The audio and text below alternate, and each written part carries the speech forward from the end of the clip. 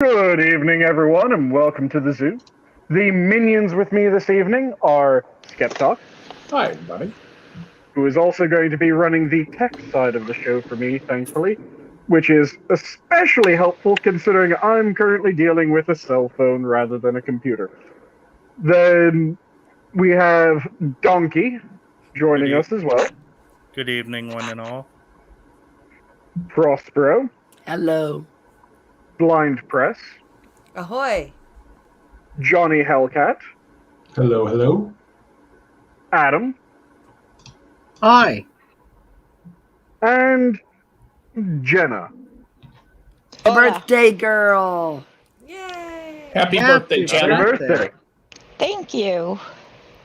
Happy birthday to you. Happy birthday to you. Happy birthday, dear Jenna. Happy birthday to you. There you go. And Let's many save more. that for Monkey in the morning. Yeah, let's not. Did that robot for everyone else as well, or was Nope, that just my was connection? That was just Sitting you. there? Yeah, that's Okay. you. Okay, hopefully it's coming in a bit clearer now. Okay, you're probably If wondering not- why I asked you all here this evening. Yeah. We thought we would have a minion stream. Sanguine, take it away. Yes, I'm trying, but my connection might be crapping the bed, and if Exactly, so, yes. I apologize.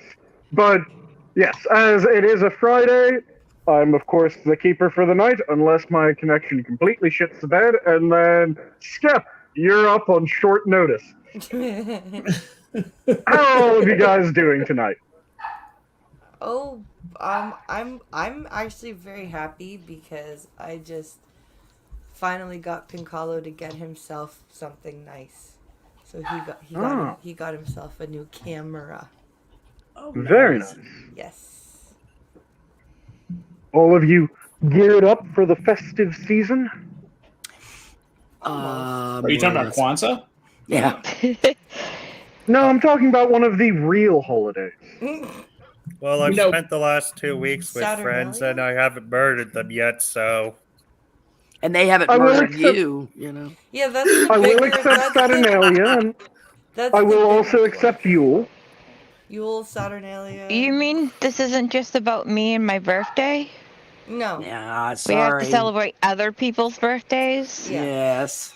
Thanks, Jesus.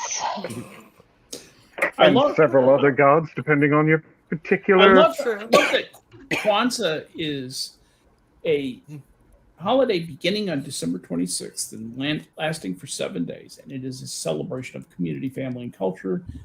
This established as a means to help African Americans reconnect with their African roots and heritage. I And guarantee.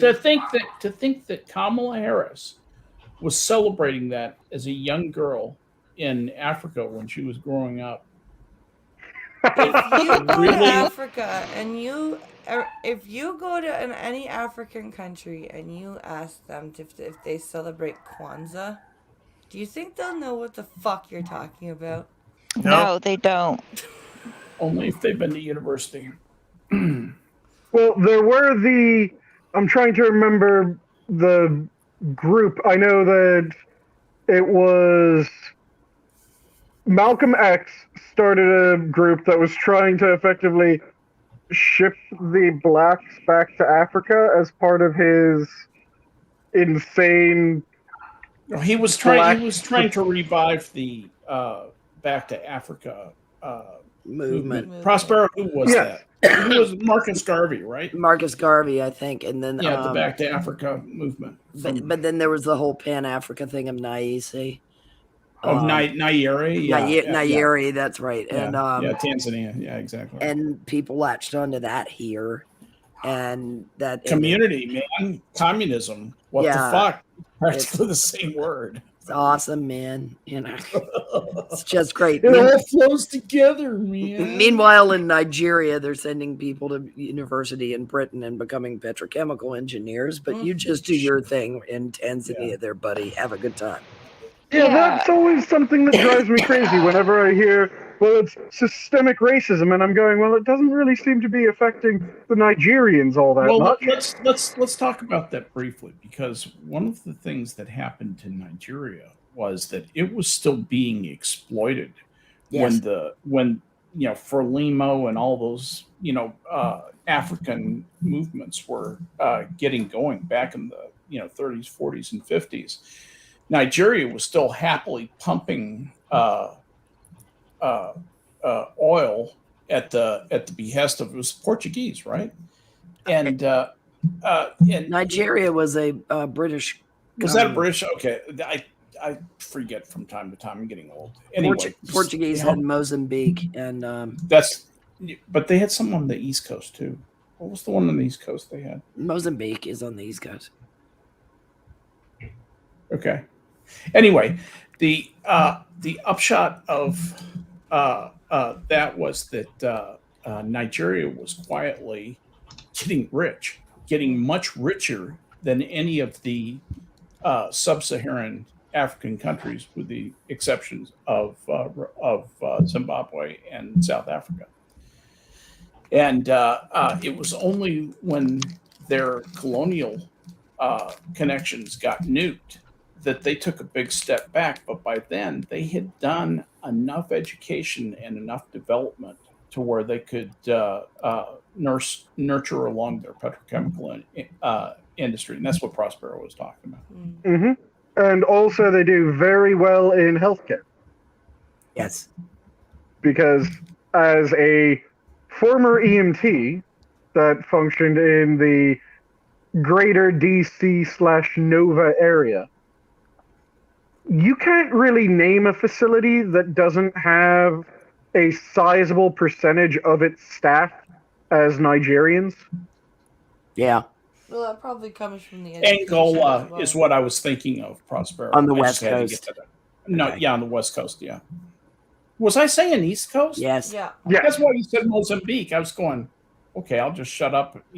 I know it was the way you said it, and I was like, no, I know. I meant West. God damn it. I know, God, you do the same thing I do. If it's on the Atlantic, it's got to be the East Coast. That's exactly what I did. That's exactly what I did. I'm always thinking the eastern part of France. It's on the right. In the Atlantic coast, and it's like, no, that's the border with Germany. But Prospero, it's on the right. No, it's not. It just goes to show that the America is the central of everything. It is. And it is on the right if you're holding the map upside down. That's right. If you're standing in Europe and looking down on Africa, Or it's on the right. And in Rand McNally, they have hamburgers on their feet, or they wear hats on their feet, and hamburgers eat people. Yeah. See, the problem is that Skep was just holding his map in the proper manner if he was actually south of the equator. But the problem is he wasn't south of the equator, so he wasn't upside down as well. So he was just looking at it wrong. Okay. No, I think it's just anybody that lived on the eastern seaboard has this thing that if it borders the Atlantic, it's part of an eastern seaboard. Ooh. Yeah. Or Otherwise, the map is You're right. actually a map of Venus. Okay. There's that possibility.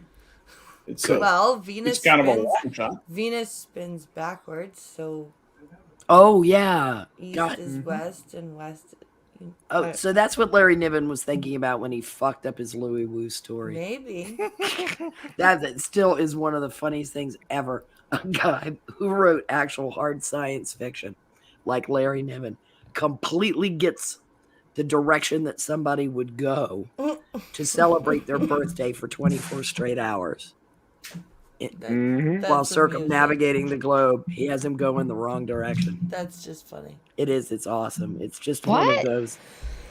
It's a story that Larry Niven wrote, Jenna, where a guy named Louis Wu is going to celebrate his birthday for a solid day. So he's moving around the globe. But Niven fucked it up and had him moving in the wrong direction. He crosses the international date line and is out of his birthday early on in the story. Louis Gridley. well, then Wu, technically right? he celebrated all day. It just was a very short day. Yeah, the problem is that he decided rather than to celebrate all day, he just wanted to get this shit over with as quickly as he could. I was gonna, and it just is one of those amazing oopsies by an author who knew better. Mm-hmm. Mm-hmm. It's Or the maybe personification of turning 30. Yeah, it's just get it over with. Maybe he just was trying to see if everyone else was paying attention. No, Niven admitted he fucked up. Okay, really? Oh, he did? Yes. That's funny. No, it dawned on it. I mean, I think maybe somebody said, Larry, he needed to be going in a different direction. What? Oh shit! Yeah, wait. And it was already published? Yeah. Oh no. No one caught it in like a read through. No. He has sad. lousy friends. Things like this happen. They really do, because people just blow through stories. Mm. Or they're not reading for the technical, they're reading for the story. Mm-hmm. Screw the technical. Yeah, the story is better. You know, the way that they describe it, the opening chapter of the original paperback edition of Ringworld featured Louis Wu teleporting eastward around the Earth in order to extend his birthday. Moving in this direction would, in fact, make local time later rather than earlier, so that Wu would soon arrive in the early morning of the next calendar day. Niven was, quote, endlessly teased, end quote, about this error, which he corrected in subsequent printings to show that Wu was teleporting westward. In his dedication to the Ringworld engineers, Niven wrote, "If you own a first paperback edition of Ringworld, it's the one with the mistakes in it. It's worth money." Actually put that in the dedication. Yeah, I mean, you just have to own something like that.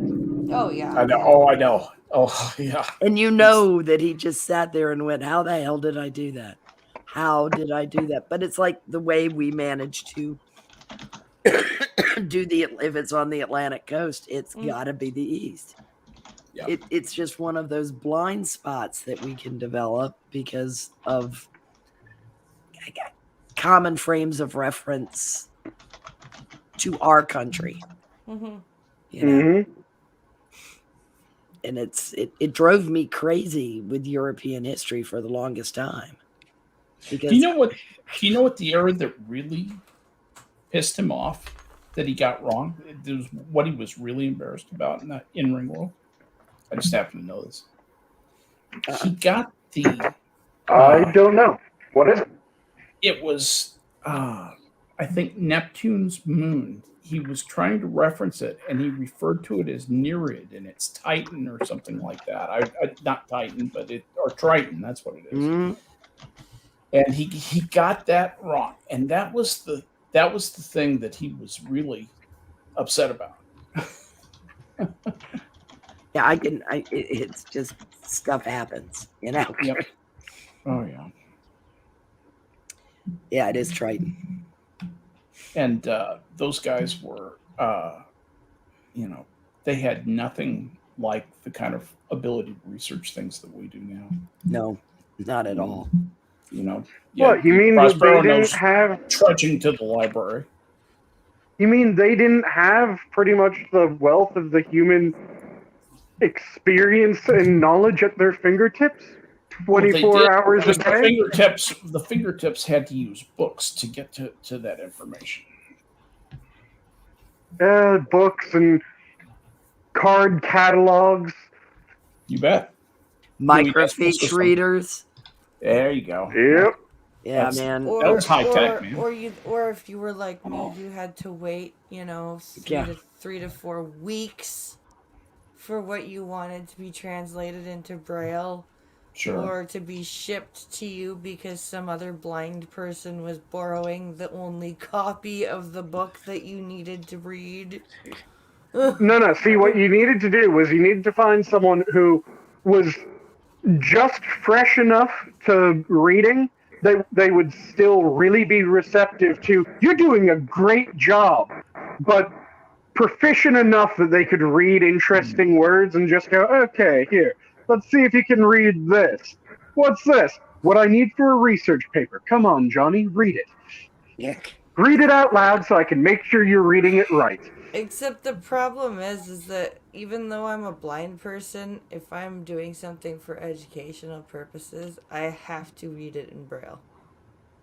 No. I have to, physically read the the information and get it into my brain through my fingertips, because if I just listen to it, I'll just space out. Yeah. Yeah, it's how you learn to learn. Yeah. Even though I'm blind, I'm a visual learner. It's very weird. Oh yeah. Yeah, Well, that's interesting. That's an interesting question, you guys. Do you think that being a auditory learner or a visual learner, or having to learn from Braille, do you think that is nature or nurture, or a So mix? column And if A, so, column B. yeah, I think it's a bit of a mix because it seems to come naturally to people.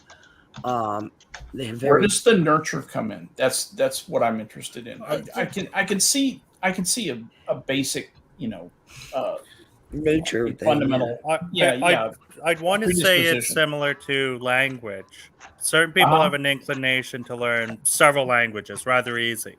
Yet everyone's first language comes from their parents, just something they've heard, understood. And a person's early education might work in much the same way. And I'm referring to preschool, like Yeah. dot education. My mother was very much a pro introducing me to Braille books before I was in school. Mm-hmm. And I think Donkey is a little bit is correct when he says a little from column A, a little from column B, because when it comes to academics, I have to read the information in Braille physically. When it comes to music, on the other hand, I learned pieces of music much faster by ear than I did by reading music Braille. And Yeah, that may be a skill set though with your musicality, not a manner in which you learn. Because I am a listen and take notes, so I'm what's known as a combination. Mm-hmm. Do you return to your notes, or do you just take them? I always studied from my own notes. Really? Yeah, I needed to study from my notes. So you needed to write and then reread. I needed to translate what was coming to me into my own words. Okay. For it to fully process. And because I learned, bless whatever teacher it was who trained us in outlining, but all my notes are in outline form. Not strict outline, but close enough with indents and enough to help me scan stuff and really be able to kind of polish the apple when I would study. I sucked at note taking. I tried. I would say that most likely it is a combination of both, and I'd say that the nature part is kind of setting the aptitudes. So everyone has all the different sorts of learning, and they, let's say, range from 0 to 10 in your degree of aptitude. Mm-hmm. The higher the number, the easier it is. If you have a 0, it's damn near impossible for you to learn how to learn that way.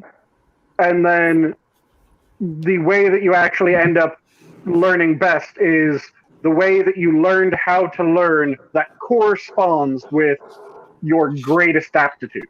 Yeah. Johnny, you were starting to say something.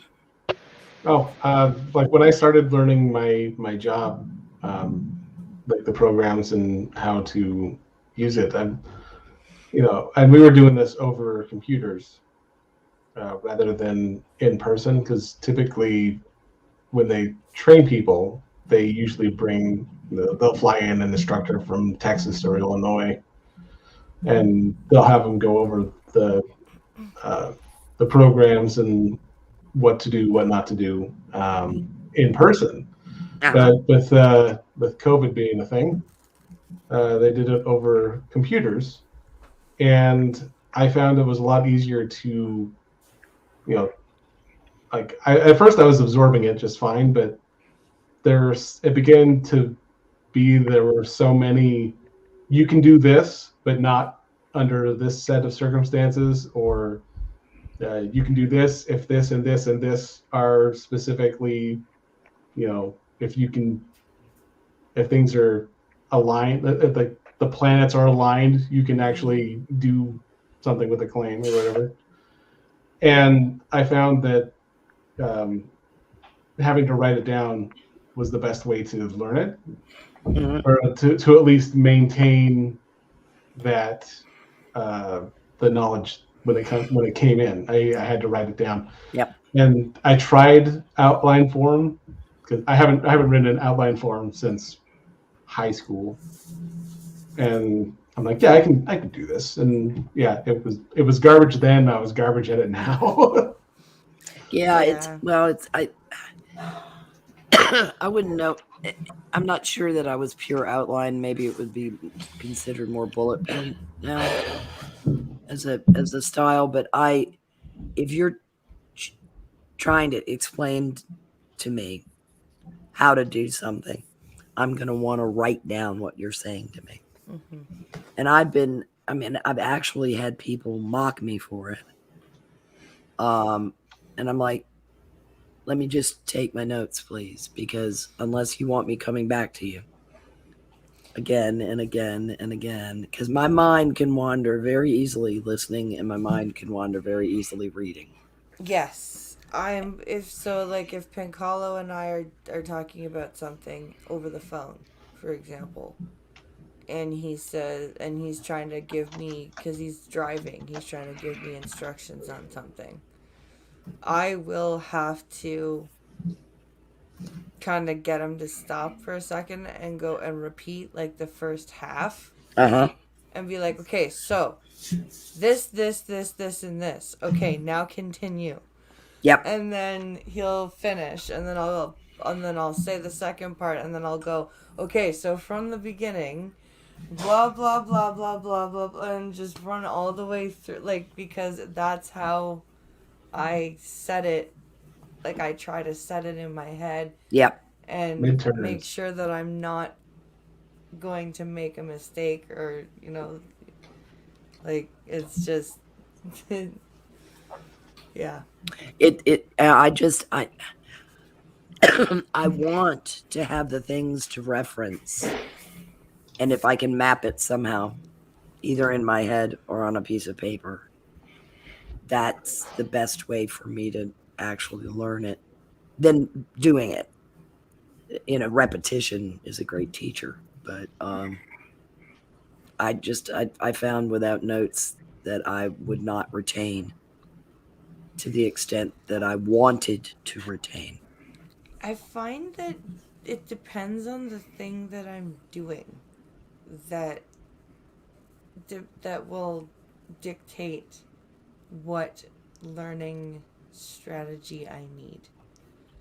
Yeah, I'm much the same with that. Yeah, if it's like something academic, I need Braille in front of me. If it is music, I'm better off listening to it.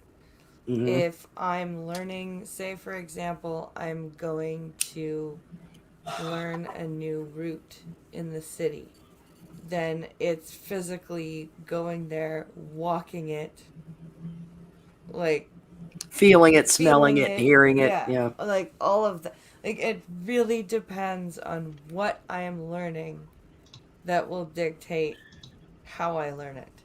Yeah, before I go... Okay. No, I was just going to say, before I go someplace new, I study maps of the place. It's just a thing for me to be prepared, so that if this way is blocked, I know I can still get there. That I have I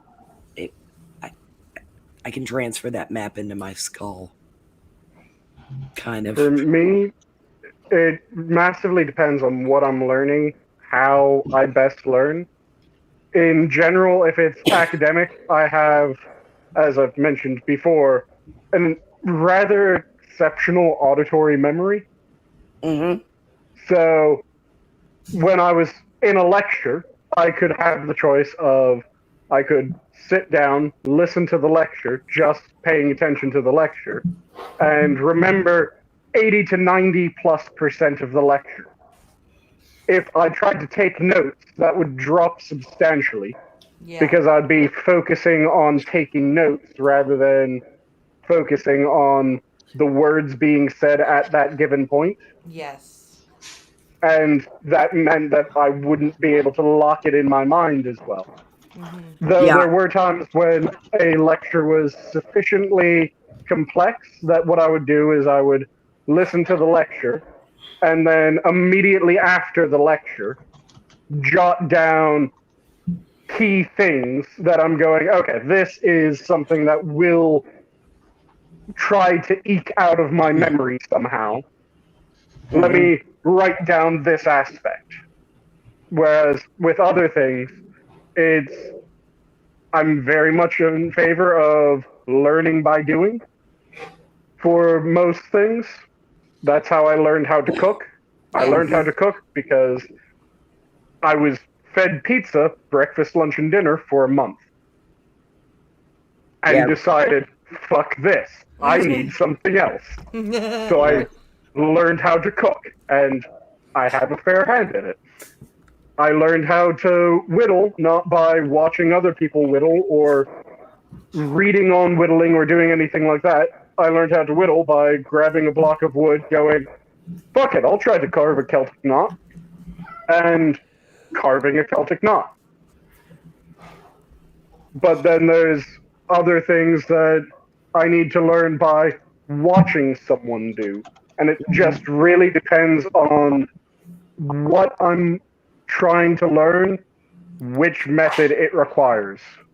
Sanguine, have you ever taken the Myers-Briggs personality typing test? I believe that was part of the massive battery of tests that I had to take when I was. What did you come out at? What did you come out as? I'm going to say, as somebody who was actually trained to administer that test, I think that you are an ISFP. What do you think, Prospero? So she's stepped away. Anyway, I it's kind of interesting when I hear you talk about the things that take up a lot of your time. Tells me a little bit something about the kind of work you might be good at. And I look at you as being like a craftsman, like the quiet craftsman working by himself, just prizing competence above all, and but definitely an individualist. That you like working alone. See, this right? Makes me laugh because to a large degree that is rather accurate, and it just reminds me of during one of the bits of education that I had, one of the things was being put through mock interviews. And there was a comment that one of the professors made that made me go, wait, what? And it was, yeah, he sounds like a fantastic worker. I'm just not sure how well he'll work with other people. Yeah, well, that's what I see you as, is like the individualist sculptor, off in his studio, or painter, or, craftsman of some kind, and doing a combination of precision art and possibly science, some fusion of that, because that's what you do. You whittle, you cook, those are solitary occupations. Mm-hmm. At least the way you do them, they are. And I'm going to send you a link to a test. Just take 15 minutes of your time to take an abbreviated version of the 6-hour monster that I used to administer to these poor people. And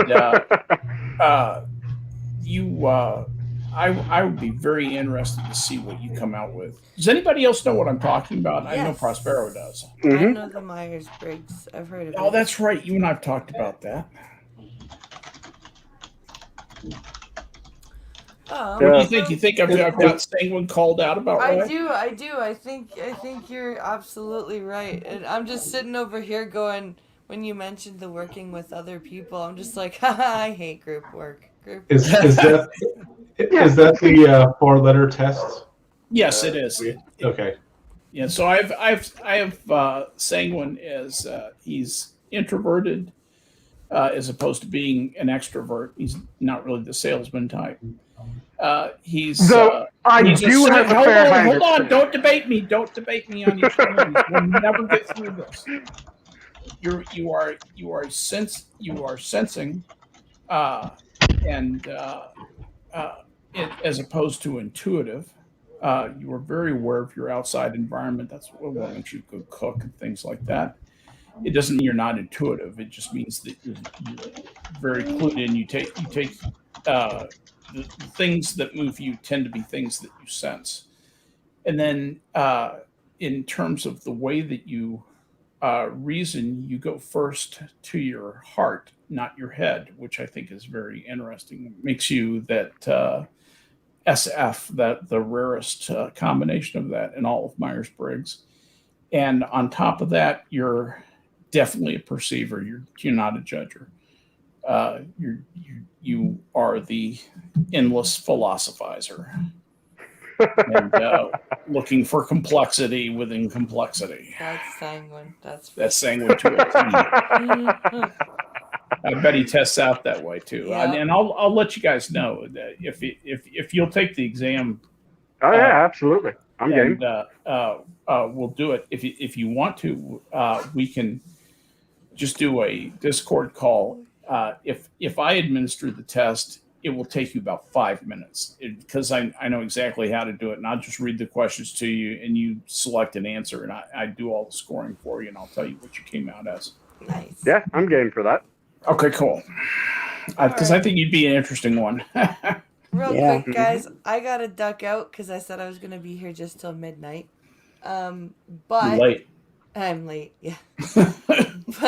but I'm gonna be doing a Star Trek stream from the cottage tomorrow, and we're gonna do our episodes that stood out, ones that didn't make the favorite category, but ones that were like excellent in their own way. Excellent in their own way. And since I'm watching, I just finished season 2 of TUES. Mm-hmm. I'm having a lot of trouble because I'm watching it in described video now. Oh wow! And I'm having a lot of trouble picking ones that are not making me go, "Oh my god, this is amazing!" Yeah, that was a particularly good year. Oh, it was the best year. Yeah, it was. By far the best BP. year. Will you send me the link to the? Yeah, do you want me to send it to you on Discord or? Discord. Okay. Thank you. You're welcome. Well, anyway, have fun at the cottage. Have a safe trip up there, and don't feel too obligated to put this stream on. If you've got better things to do them. Well, because the reason I'm doing it like this is because next Saturday is Christmas. Yeah. And we had to cancel last Saturday because of the furnace. So I really don't want to have to put it off for 3 weeks in a row. It's not the end of the world though. So. If you have a better offer, take it.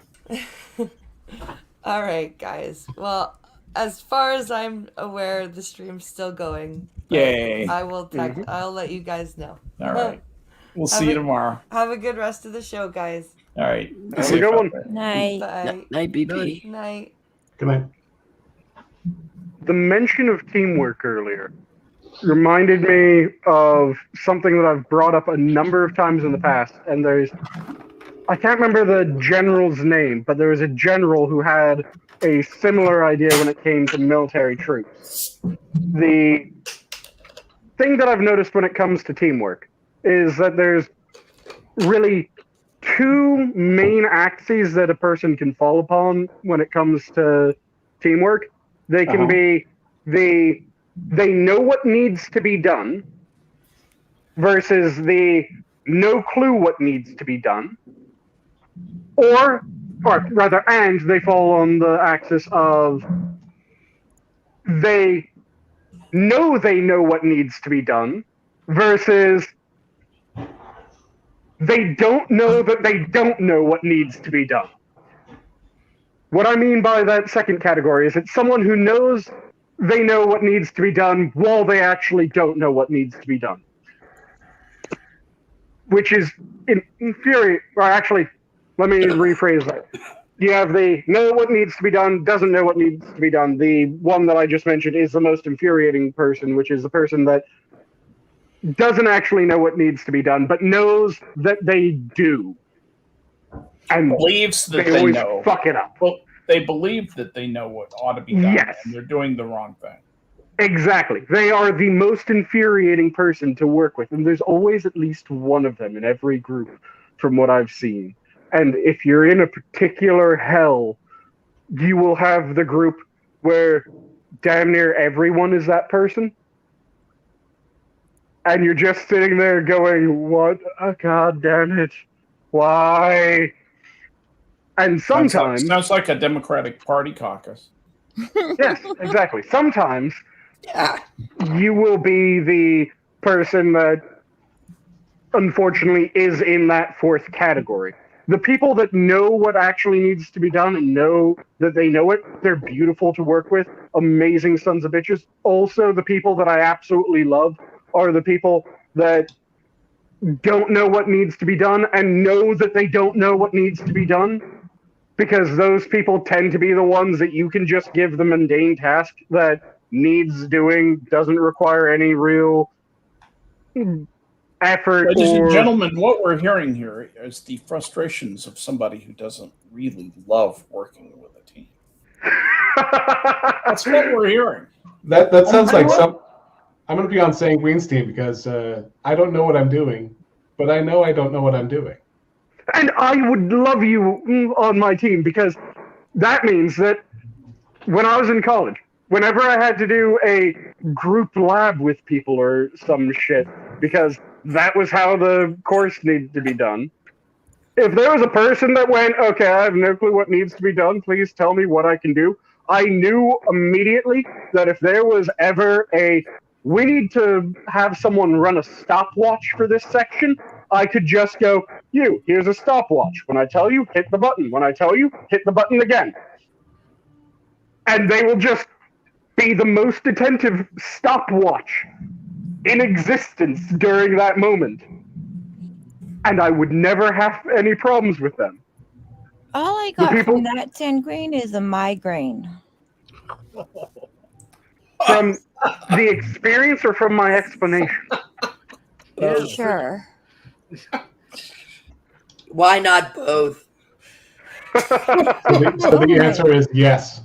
Yeah. Lord, I feel like my migraine Botox person should charge you. They're just people that you want to strangle when you're in those groups. Yes, but we got it the first time. We're not Yes, those but people. I need to rant and rage. I have to ask, do your parents have a little dog? No. Then why does the dog sound little? Oh, the dog you've heard barking? That was not from me. No, that's mine. That's coming from me. And we have a puppy. I'm sorry about that. I was just wondering about the dog Sanguine's parents had. I wish that they had a dog. We're getting some dog barking here. I wish that they had a dog. I love dogs, but yeah, no dog has ever been owned by my family. No, because no dog has ever been owned by my family, and currently I do not have the right sort of living situation to have a dog. I have a small apartment, and I like big breeds. Okay, so the hour before you leave, you go and pick up the dog. You make sure your ride to the airport isn't one of your parents. Get them the dog, and then run for it. No, because I want the dog to bond to me. Sanguine, let me tell you something about large and small breeds. Mm-hmm. Back in the day, I had large breed after large breed after large breed. And Mm-hmm. I swore I'd never have anything smaller than a 120-pound Labrador Retriever. Mm-hmm. And I liked big dogs. And then I got a small dog. and it's not important how that happened, but I got a small. It happened to be a miniature dachshund, and what you find with small dogs is like they're the cat version too. Let's make it friendlier, take the claws off, and give it a much, much better attitude. And make it friendly and happy and loving. And it's like good cat. Small dogs are like cats. If you get a good one. The only problem that I have with small dogs is I'm always scared that I'm going to break the small creature that I love. Yeah. Hey, I'm a fan of both, and honestly, I am too, actually. You know, if they're getting, if they're getting all the appreciation that they deserve, you know, because honestly, I want a giant schnauzer, only because I had a mini schnauzer and growing up and kind of fits with the I don't know. I don't know. Dogs are cool, and I think you know, even because I'm thinking of the little Luna dog that my family has. You know, I love that little Luna dog. What's a Luna dog? A tiny little adorable dog. Yeah, she's a little. I think she's a Chihuahua. I don't know what the fuck she is. And the tiny little was important in the description. It was not redundant. It is an important modifier on how small this dog was. Yeah. Well, aren't those like 2 pounds? No. Well, yeah, I think the hair weighs more than the dog. I'm pretty sure I could have palmed that dog with ease. Yeah. Man, I wish you would have met the dog they got later. It's a boxer or something like that. I don't know. But yeah, no, dogs are fucking awesome. And and like I said, I love the big breeds just because I feel less like I'm going to accidentally break them, and that means that I can be a bit more relaxed and have more fun. Versus when it's a tiny dog, I'm like, okay, if I look at it too quickly, am I going to snap its back? Please don't break. All right, Lenny, I want you to just stare across the river. Hey, I've told you the family joke of I was given gerbils in order to be taught how to be gentle. Yes. The problem is no one in the family is really sure that it's a joke. Yeah. Oh, okay. That's horrible. It's a little grim. Yeah. Hey, I never ended up hurting any of the gerbils. I love the gerbils. Just, they did teach me how to be gentle. You like baby rabbits? I will hug one him good thing about him large and breed. I will call him George. One good thing about large breed dogs is occasionally they produce a headline like one I saw recently where a registered sex offender, actually a pedophile, a convicted pedophile, was it had broken into somebody's backyard. He was just in their backyard, but he's in the fenced areas. Didn't realize there were 2 pit bulls in the yard. And he was trying to spy on the little girl who lived there. And they ate him. Yes. So CNN lost another staffer? Oh my God, Sanguine, I can't believe you said that. What did you say? No, it was Sanguine? John Lemon. I said CNN lost another staffer? Yeah, no kidding. Yeah, Don Lemon has not been seen at work. No, that producer that worked with Cuomo. Yep. Who is the perv? Yeah. Perv. You can't tell me Don Lemon's not a perv. I'm amazed at how many frock things have come out about various groups having endemic pedophilic fucks within their ranks. Oh, yeah. Because there was, 2-3 weeks ago, the CIA document was released about the rate of pedophilia within CIA employees. Gee whiz, what a surprise. Yeah, it should have been a rather shocking number of employees were found to be possessing, to have solicited, and to have taken part in pedophilic acts. Then, after the CIA report, a number of other government branches and offices decided that they would also do an internal audit, and all of them, every single one of them, turned up a depressing number, including the Pentagon turned up a shit ton of people within the Pentagon that had the material on their Pentagon computers. Yeah. Lovely. Oh, I don't doubt that. Touch my kid, don't worry. You'll never be on the sex offender register. Or maybe posthumous entry.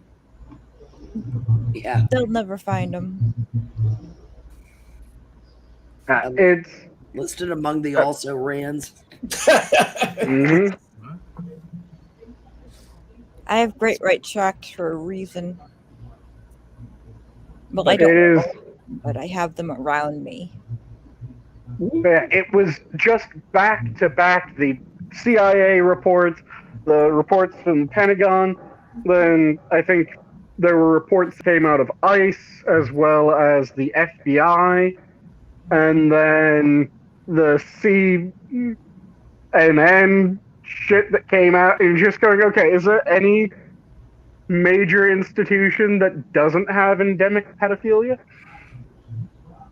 Looks like not. Yeah. That's depressing as hell. Yeah. And the most infuriating part was in the release of the CIA information, there was some murmuring that the penalties that these people faced were they lost their job. Oh. That was the exhaustive list of the penalties.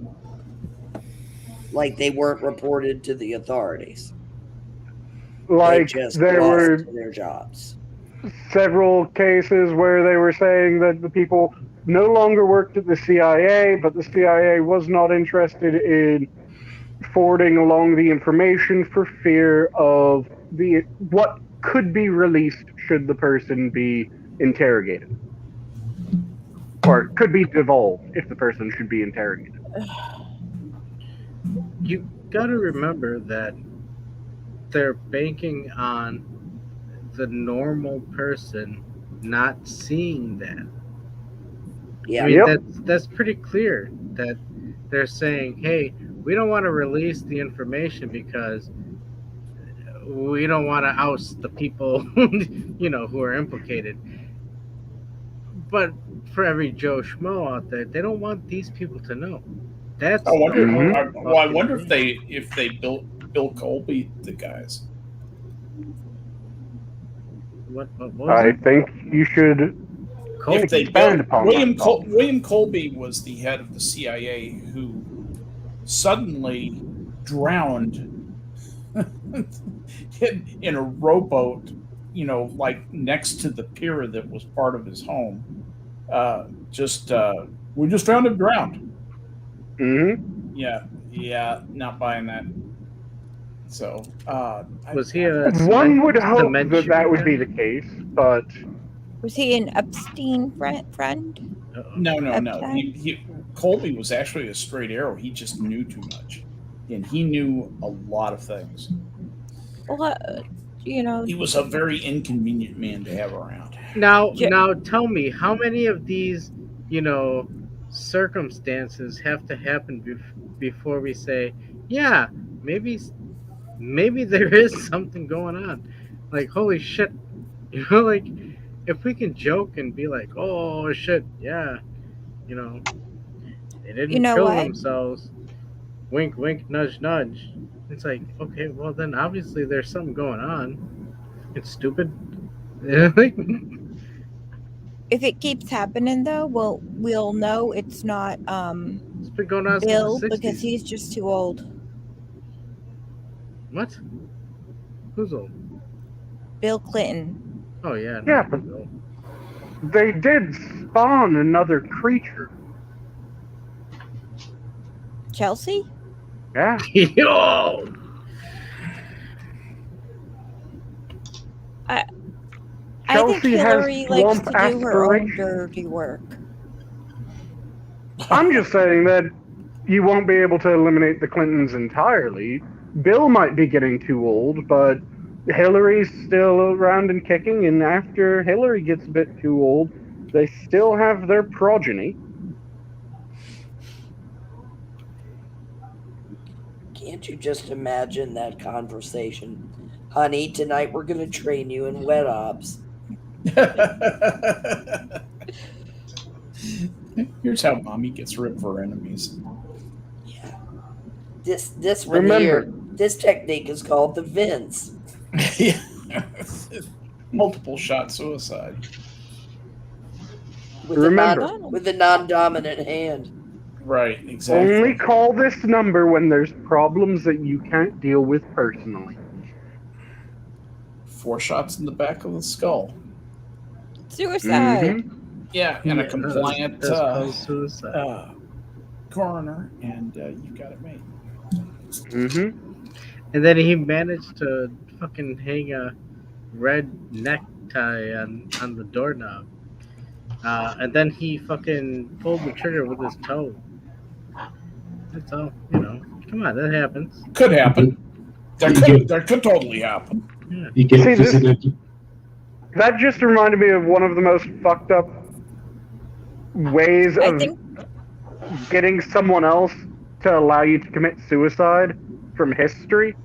Johnny, were you trying to say something? I was I was gonna say there was the meme that was going around when someone had something on the Clintons. They're gonna get visited by Senorita Clintoniono or something like that. Or whatever. Yes. Nice. And it was just Hillary Clinton with a sombrero and a mustache. No. That was a great meme. I enjoyed that because it was such a ridiculous picture. But yeah, there was a Suicide hotline. I'd like to place an order, please. That'd be to go. For here to go. You gonna kill yourself here or someplace else? You gonna drive to a park in Maryland. just anyone that's sufficiently depressed suddenly starts becoming friends to the Clintons. Yeah. They're my bestest of friends. All kidding aside, it's an interesting thing when you look at the number of people who have died associating with the Clintons. In point of fact, Mhm. in any group of people, particularly people with some, notoriety, you're going to have a number of people who are going to die. Mhm. Like, if I could get the data, I would do an analysis and see if the number of people who have died with those ties to the Clintons. The problem is it's a really hard thing to quantify what the relationship of all the people who died to the Clintons were. Yes. And you have so many categories, it's hard to get a coherent database together that you're gonna, go and the first thing you're gonna do is figure out if what other people who are famous who've had other people die. You would need a comparison set of data like that. Yes. And then you can see if the Clintons constitute a standard deviation or more away from that. If so, then yeah, you're probably looking at throwing out the you're probably looking at confirmation of the alternative hypothesis and saying that something other than pure chance was responsible for these deaths. You could also do it chi-square style, but it arrives at the same conclusion. Intuitively, I believe that there does seem to be something going on. I mean, it just kind of, It An just unusually high feels rate, right. to say the least. Hold on, just feel- hold on, it hold on, just hold on, feels hold on, hold on, hold on. I'm sorry. I'm sorry. I would say the easiest way to narrow it down is when the person speaks out against something that is connected to a Clinton faction, and then they mysteriously die. That's where you could fucking draw the conclusion that it's not, so much like, all of a sudden somebody, produces nauseous gas and they die, and they just so happen to have shaked hands with, a Clinton. These are people who are like, all of a sudden they come out and say, hey, you know what? I don't think this is something that we're supposed to be doing, and then the next week they're dead. Like that's that's what we're talking about. That's the connection. What was that other guy? Sean something, or it began with an S? He was Sean? he worked with Hillary Clinton on the campaign or something, and he mysteriously disappeared. Are you talking about the guy that was killed in the robbery? Did he begin with an S? Yeah, Sean. Noted. Oh God, what was his last name? Scab. Did he begin with an R? The Seth Rich, is that Seth Rich, yeah. That's who I think you're talking about. That's who I think I'm talking about too. I got I'd his just like to initials say right. that was the weirdest game of Wheel of Fortune that I've ever witnessed. Yeah, it was strange. Sorry about Can that. I get an S? Can I get an R? Yeah, that was pretty bad. Yeah, I mean, close. he's robbed of nothing. Wait, was Seth Rich the one that was? He was shot in the back 5 times, and they On the didn't street. on the street in DC, and they didn't even take his watch. Yeah, which is An expensive watch and a wallet that he had on him. if that was gangs, they would have denuded that body the way locusts do a wheat field. Absolutely. They would have taken his shoes. And they're like, well, it was a botched robbery. But that's what I mean, Bullshit. dude. There's been so many of these things. Does nobody remember when there was the family who had a house, and then people came up to the house and they were like, "Hey, we need to go inspect your garage because we might have left something there," and they fucking broke down the walls of the garage, and there was all these hard drives and shit. Like, what the fuck? It's just like. I don't understand how all of this information is coming out and people are still like, well, I don't know, maybe there's might be an are you serious? It's like, Because people don't pay attention at them. They don't care enough to. how much does our world have to burn before they do care?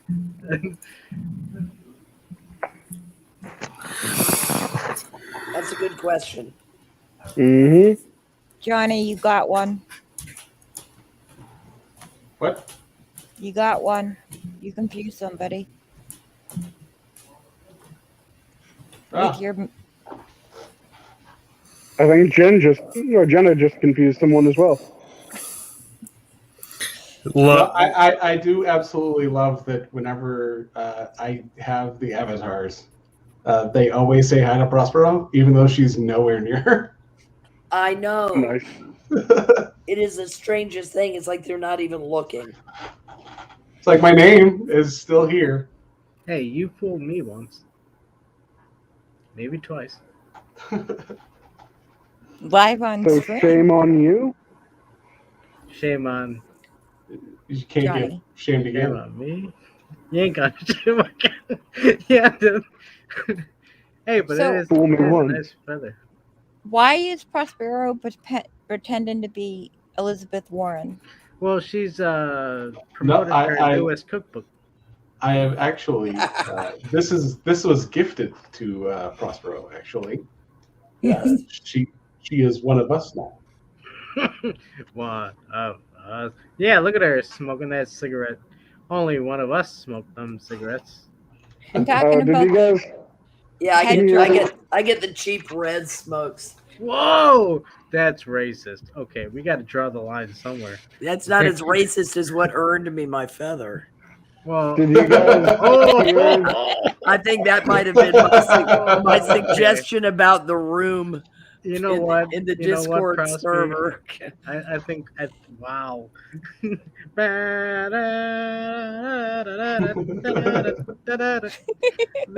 you guys hear that now?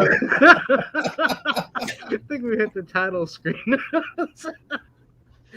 Wow. Did you guys hear Why that didn't you now? start humming the Dick Van Dyke? I don't know. He was grasping at straws at that point. Okay.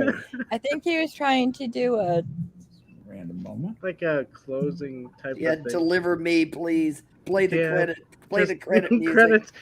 Hey, Roll the those red light- credits. Johnny, the red light's going. Did you No, guys hear I about actually liked. Elizabeth? I actually liked Oh. this one because this one still tricked people into thinking it was Prospero. Good God, no way. Yep. Oh That's yeah. Prospero in blackface. Oh Yeah, wait, that's a Prospero cat have short hair. face. Yeah, it's a cat face. It's Prospero. I always It's thought a, it was well, just it's a black. blackface. No, it's a black cat face. So Yeah. it's both blackface and cat face. But Prospero. Wait, when you're doing blackface, is that when you're allowed to use the educational use of the N-word? No. No, you're never allowed to use that. You better not use it on the stream. I think the father should be with the cat blackface. No. Also, did you guys hear Oh, that no. apparently the name of the cookbook that Elizabeth Warren wrote for is Pow now Wow considered? Yep, is now considered a microaggression Oh, the name of the book, Powwow Chow, is a microaggression? because it contains the word powwow. Powwow is now considered a microaggression. That was the name of the Heaven's fucking sakes. cookbook. It was a cookbook from the. I mean, honest to God, this is just ridiculous. It was a. She's changed it though to Lying Cow Chow. Oh, okay. But she didn't write the whole book. No, she didn't just write the gave book. It was a recipe. Cherokee Nation book, if I recall correctly. Yep, but Or because no. Or they, something they did. Yeah, it was they something. decided that powwows are a microaggression. Oh now. my God! They need to take it up with the Cherokee in Oklahoma. Yep. Well, tell the white Democrat to shut up. Well, that's part of the Also, it's part of the problem. That's basically kind of where the Cherokee and Oklahoma stand on this anyway. It's kind of like, why don't you all just shut up? mhm. Be quiet, Also, Karen. since we were talking about suicides that weren't really suicides, how about an Like Elizabeth Warren's career. suicide by accidental homicide? Have you guys ever heard of I think the cook's name was Vital? I think it was Francois Vital or Vitali, something like that. Have you guys ever heard of the chef Francois Did he Vital? cook people? No. Nope. No.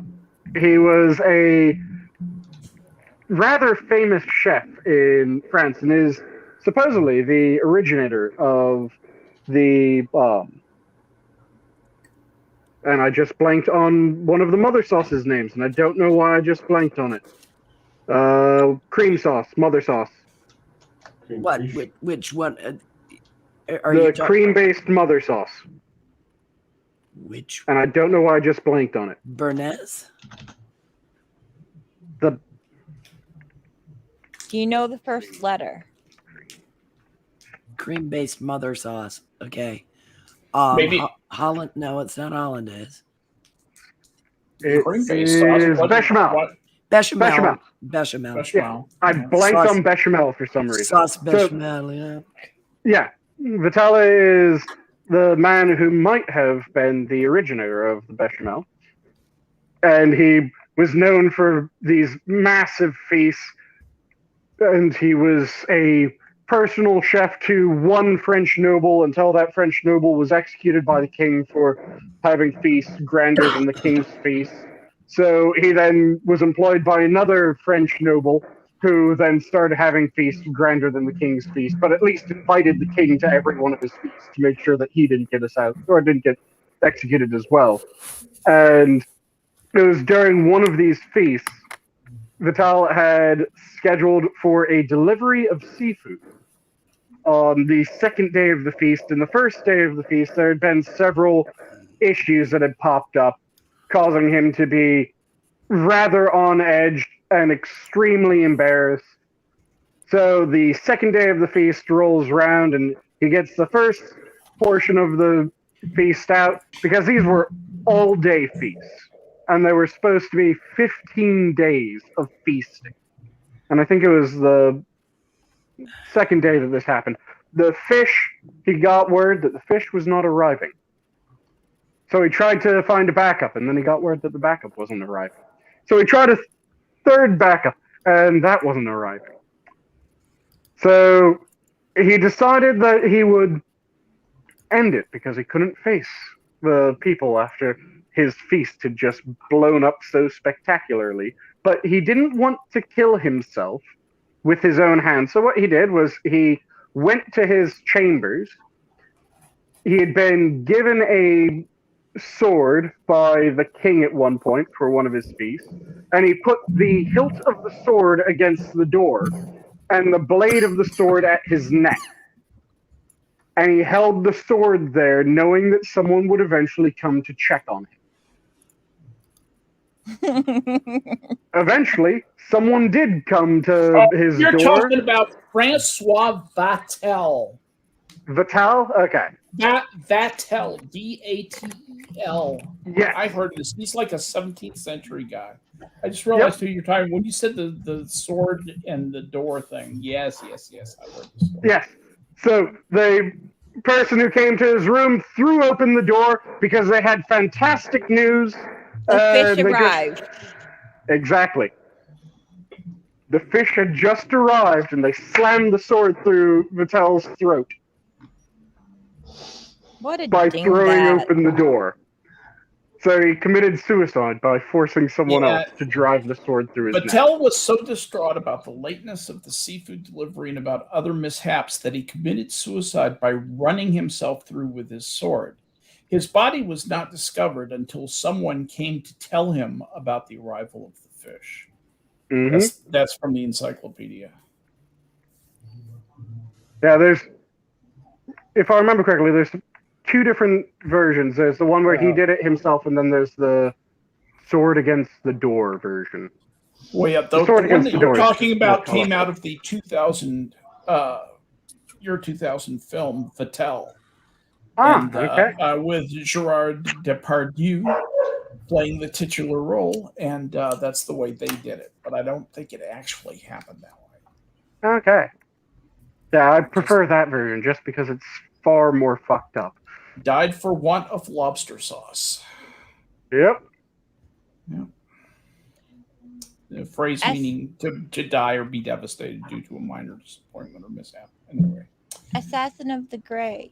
When's the last time France had a king? About that time.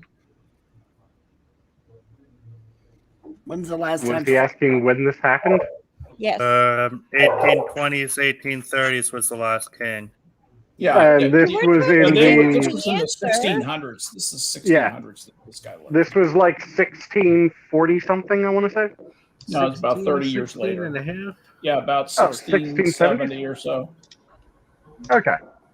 Never mind, don't look it up. They'll just give you the answer. Nice. Well, isn't that what we won? No. I just had to know the name.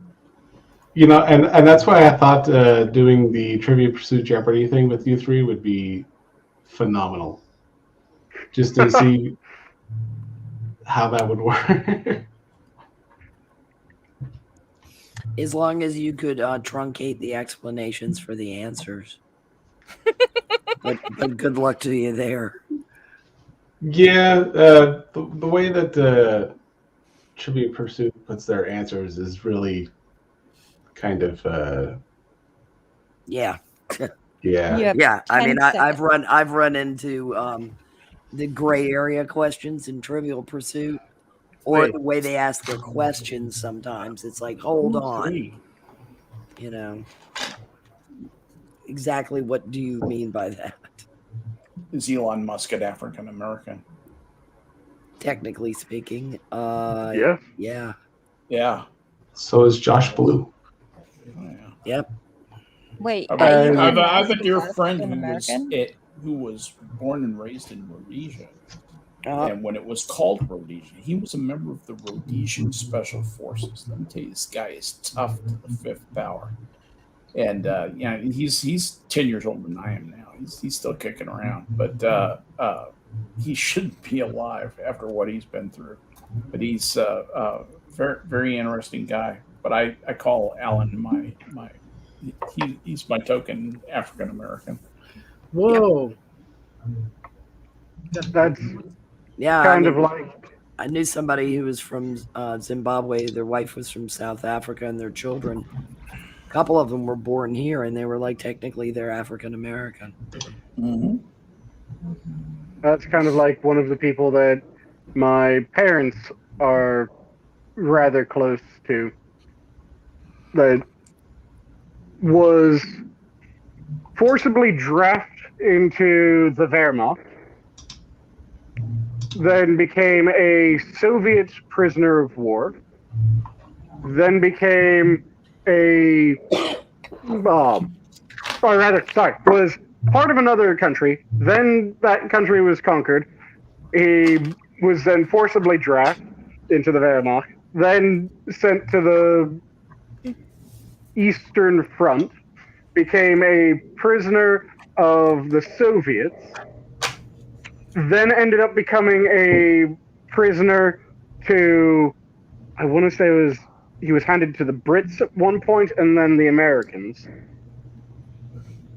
and managed to survive being in the war, being the prisoner of wars through all of that, despite the rampant starvation that was happening at the time, and just the Soviets' penchant for, hey, we captured someone, shoot him. Somehow survived all of that and is still alive to this day, which is rather impressive. Your Yes. parents are military, right? Both parents were Marines, yes. That's a pretty cool person. Hmm. Yeah. Unless he was a traitor, and then that's bad. No, one of Well, like I said, one of the doctors I worked for was forcibly enlisted into the Wehrmacht. yep. 16-year-old kid dragged Yep. off from his home. He ended up when the war ended, he ended up having to walk back to Vienna. Yeah. The family friend ended up having to figure out how to get where he was going, and eventually was able to immigrate to the U.S. and has been very happy about that. That's what the doc I worked for did. I mean, it took him 6 weeks to get home. Mhm. Where did he walk from? He was in Germany somewhere in an air base. I never And asked. he walked home to Austria? Yes. Holy shit. Yeah. Well, he said he contributed to the war effort by shooting down one of the 2 remaining Messerschmitts they had at the base. He said we had this puffed up German colonel who came who was screaming, incoming aircraft. He said, so, I mean, by our minimal training, that meant bogey. So we opened fire and shot down one of the German aircraft. He said, so I contributed to the war effort. Nice. You did. Yeah, I told him, I said, congratulations. But yeah, he came. I don't know whether he began attending. He may have attended university in Austria and then medical school here, or medical school there and then here. Mm-hmm. Man, that is brutal, that kind of walking, though. Because if you know that country between... Oh, yeah, I mean, where I suspect he was in Germany, walking into Austria, he walked through the foothills of the Alps, basically. Oh, yeah. And it was just... the Eastern Alps. It was a horrible experience for him. Absolutely horrible experience. He... It's pretty funny because they went home to Austria. I mean, his wife was Austrian with some regularity, but he went with one of the doctors that he worked with, and he said, I realized that I'd been living in the United States so long that I found that there were certain nouns I could no longer remember what the word was in German. He said, I found myself just standing there going, oh my God, what is the word? Yeah, and that's what drove Arminius to proceed with Teutonberg. That just draws up one thing that I wanted to say when I saw what Assassin of the Grey was saying in the It's true though. stream chat. And that just makes me ever more tempted to come up with ever wider flung stories and examples of things without any sort of context being given. Just a name said randomly. I wasn't kidding about the migraine. Yeah. You got a migraine? Yes, I have a migraine. Don't make me start talking about the Empress Dowager. Please, Just to please, prove a point. no. You know, you do realize that Skep can throw you off your own stream, right? Besides, do we have that long anyway? And I might just get his PayPal information and start sending him money.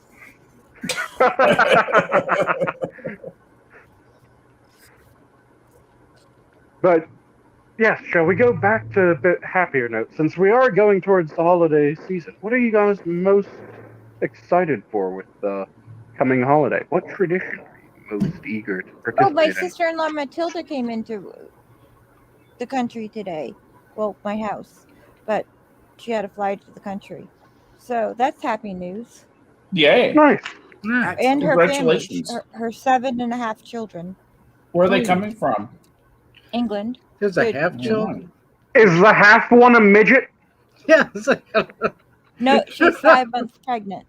oh, Oh, okay. I was going to say, if that's a you just Berlin left child. off with no, I was going We to ask which half. don't say midget sanguine. We say differently shortened. He can call himself whatever he wants. But short people got no reason. No one, no short people. They got little hands and tiny eyes, and they walk around telling great big lies. I love Randy Newman. That song's amazing. To answer the question directly, the return after so long of travel during the holidays, seeing friends from far away, and going to see friends. Hooray. Nice. God, you read that like Eeyore. Yeah. I was about to say, it sounded like he had scripted that as his God bless us everyone moment. That's sad. Tiny donkey. Sad at all. I will admit I curated that statement. I don't know, man. Did you really, or- Bernie Taupin didn't think of that title, right, Skep? No, no doubt about it. I have performed a statement. You've performed a statement. Performed. God, I That's can't, basically I can't, what our president I can't does. word. That's okay, Brandon. Keep trying. God. Oh. Yeah. You know the thing? God, Just get the goddamn. Can I hit the booster. rewind button now? Quit annoying me with all these kids. Get off my Sanguine, have lawn. you checked chat? And what do you mean? Oh, wait. Prepared a statement. That's what I meant. And You know the word. what do you mean Joe Biden wants you to get rid of the kids? He loves kids, and he learned a lot about roaches and kids jumping on his lap. And he loves kids jumping on his lap. Yo, and you know what? And when playing you with rub his- his leg hair, it Yeah. shines in the sun.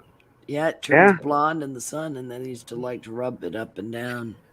Mm. Yeah. Not Corn Pop, Corn though, Pop he was a would bad make Hey, him dude. stop. Pop. Corn Pop would be like, stay away from the children, and he decided Yo, Corn Pop was did you evil. No see- kidding, that was did you- probably it. Did you Corn see Pop was. Did you see he even sniffed a kid at the was it Kentucky, Kansas? Yeah, Kentucky. Yeah, He Yeah, you can't told even in a disaster area. He's got to go sniffing kids. It's like God. why the Joe fuck Biden would is he the do type of that person that gets excited anytime he sees the "Once Upon a Child" signs. Oh God.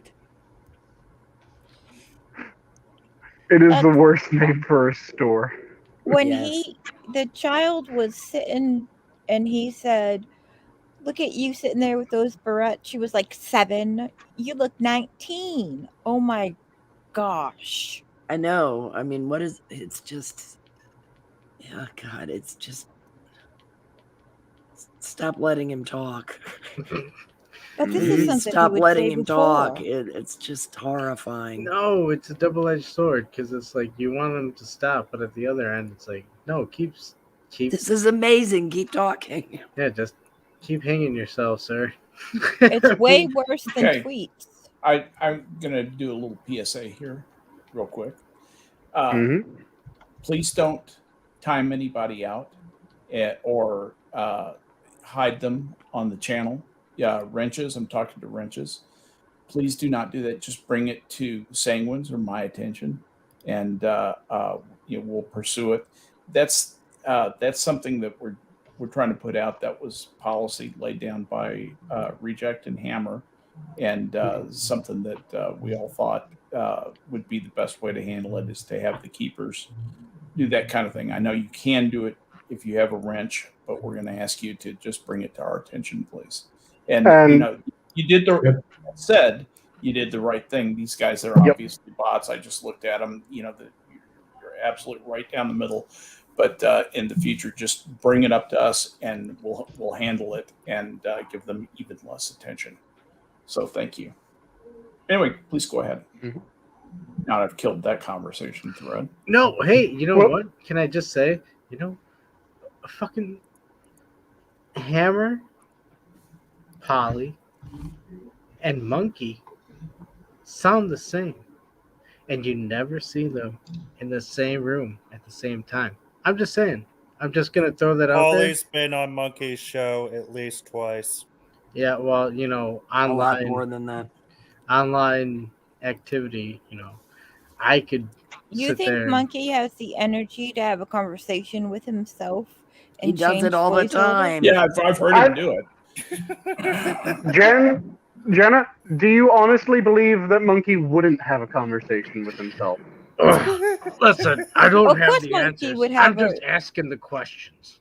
Of course Monkey will have a conversation with himself. I just don't think he'd allow himself to be humbled enough to allow someone else to have the conversation, the fake person be involved. Oh, yeah. He wouldn't want it to have another name. Yeah. Good I point. mean, we love Monkey, but we all know it's true. Yeah. It's like when he fired up a stream the other night about having an argument on Twitter he didn't intend to start, and it was like, yeah, you did. Wait, what? One of his streams was named about an argument that he didn't intend to start, and I thought, yeah, you did.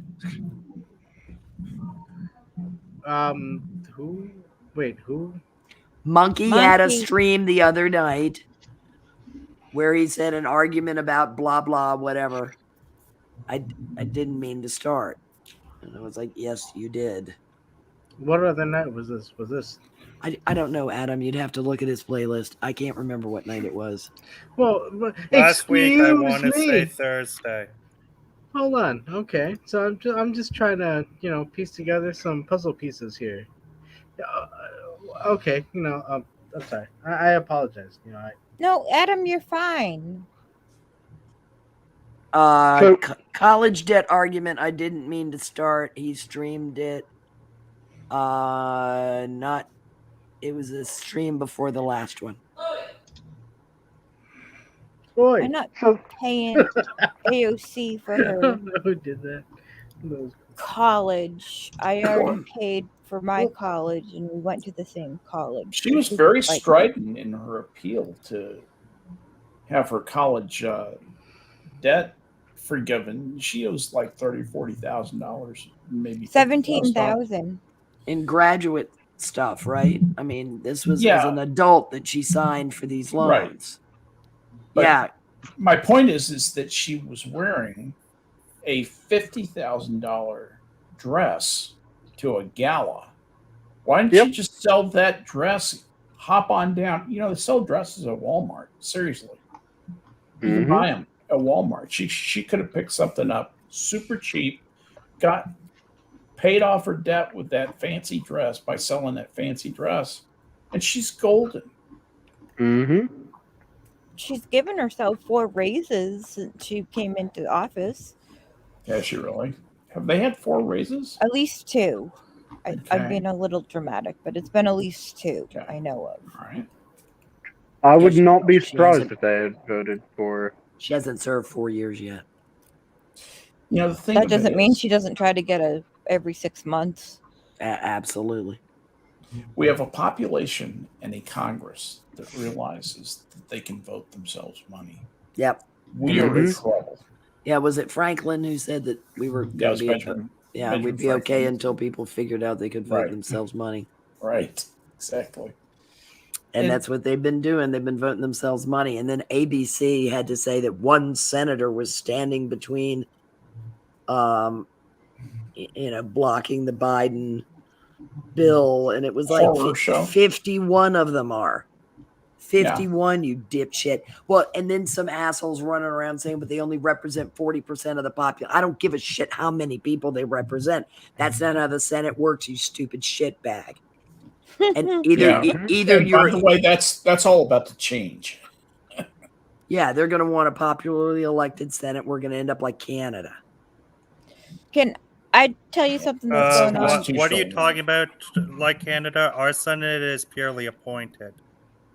Yeah, but it's not. It's representational in that it's based on population. It's not based on 2 senators per province. Yes and no. It's more of a tradition that it spreads out that way, but there's no hard and fast rule. Right, but it's not done the way ours is. Ours has a hard and fast rule because we're a republic.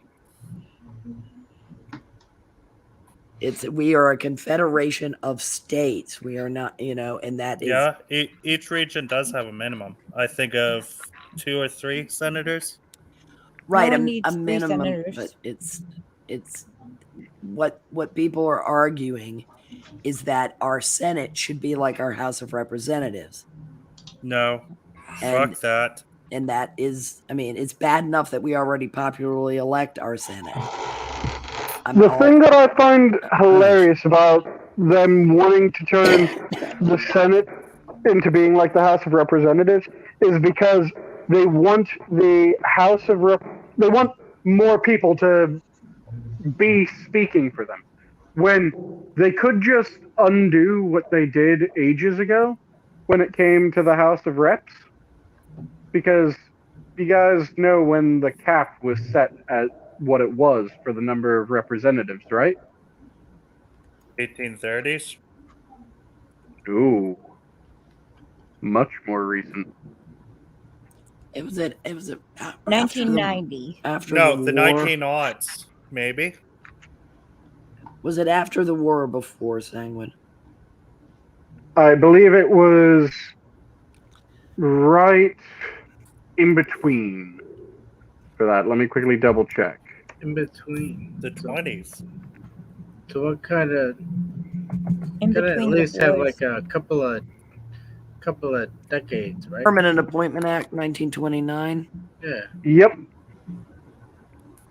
Yeah, at least one representative per state, and no more than one for every 30,000 persons.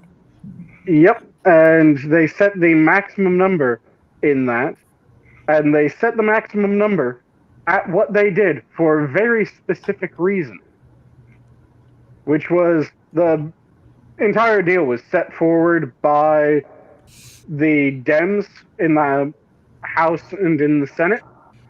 And the reason why they set it forward was they were worried about the growth within red states. So they wanted to cripple the number of representatives that they could get, so they permanently set the maximum number Yeah, of representatives. Yeah, and live by the sword, die by the sword. But you know, now these idiots are bitching about the Senate, and it's like, look, the spending bills don't arise in the Senate to begin with. They are a deliberative body with an entirely different purpose than the House of Representatives. But you know, most of these people know this; they're just being disingenuous. Mm-hmm. This is an utterly disingenuous argument. They're trying to push to get rid of the filibuster. They're trying to push to get rid of that. You know, they want to stack the court. All these things that, if a Republican were to suggest it, they'd shit themselves. Mm-hmm. Mm-hmm. And the whole thing about it is that it was a stupid power play that shot themselves in the foot. And if anything, if we were to do anything when it came to having the electoral college, what I would say is that we need electoral colleges at other levels, states voting for their governor. That would be an interesting system to have an electoral college for within the state. And I think many areas would benefit from having it that way. Oh, on counties and stuff like that? Oh my God. Yep. Holy shit. You would see Illinois Republicans never elect a Democratic governor if you did that. Yeah, I mean, you'd see Republicans benefit from it now. You'd see Republicans benefit from it now. But because what you currently have is you have Democrats mostly campaigning within cities. And they're campaigning within cities because that's where the population is. Yeah. And they're perfectly fine fucking over everyone outside the cities in order to get those votes. Oh, yeah. Which is where a lot of the problems come in. Hell, they're perfectly fine fucking over the people within those cities to get the votes. Yeah. What's an age-old thing of power concentrating in higher population centers, and you're developing this lack of concern for the people in the hinterlands. I mean, that is there are waves upon waves of similar tales throughout history. Yeah, and it tends to be how it's a common problem, and it's something that our founders were trying to avoid. Oh, shit. Hold on, wait. As much as they could. It's the same thing, you know, the old images of right out of Ellis Island. You're going into the ghetto and living amongst giant skyscrapers of I don't know where we want this. I'll be begging your pardon, but Ellis Island and the inner city projects are at either ends of the century, dude. Yeah, I know. Not the ghettos, though. Not by the definition of what a ghetto means. So you knew when any American says ghetto, they mean an inner city project typically, or a lower class neighborhood. Not necessarily. Lower class neighborhoods. What are you talking about? During Ellis Island, I mean, the lower class neighborhoods were where most of the people ended up going. I mean, especially if they were Irish. The Lower East Side of New York. Now, however, if we're talking about 5 living points, spaces, I mean 5 points. Yeah, I was about to say 5 points. For the Irish, the Lower East Side of New York, for the Jews, the Chinese, and the Italians. Yep. The Irish. The Chinese famously encroached on the Irish. Oh, I love you. I'm starting to feel a resurgence of the force, so I am going to have to bow out. Uh-oh. All right. Okay. I will. Well, hang in there. Thanks for coming by tonight. Hey, thanks for having me Thanks on. for being on. Always a pleasure. You're always welcome, man. Good to hear your voice, Prospero. Well, I'm glad that we at least got one more confused follower. Yeah, it's great. And I'm glad to know the yellow eyes aren't because you're, Failing Jaundice. liver. No, I Not was going to jaundice. say possessed. No, Oh. But it could be. that has yet to be proven. All right, you guys have a good night. You too, See you John. Have a good later, one, man. man. Take care.